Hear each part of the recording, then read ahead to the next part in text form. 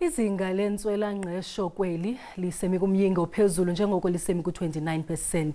Elizinga litshintshanga kule kota yesine kubuqoqosho olukaHlumi ngokwaneleyo. Abasanda kulahlekelwa imisebenzi bezofaka izicelo zemali ye-UIF. Bengisebenza kwi-Promin 1 eBrits and then so siye saphungulwa ke ngoDisemba.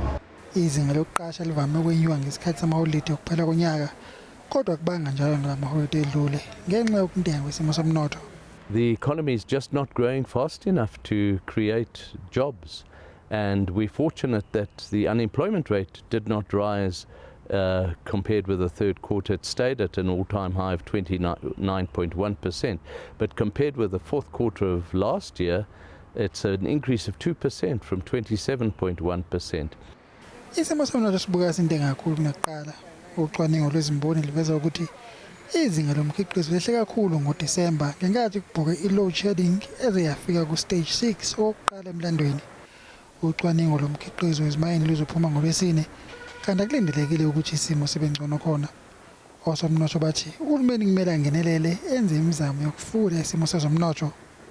Kulindeleke ukuthi uMongameli uCyril Ramaphosa agxile kwisimo somnotho esingajabulisi kwinkulumo yakhe mayelana nesimo sezwe ngoLwesine. Ngibonga nomuntu we-SABC eGoli.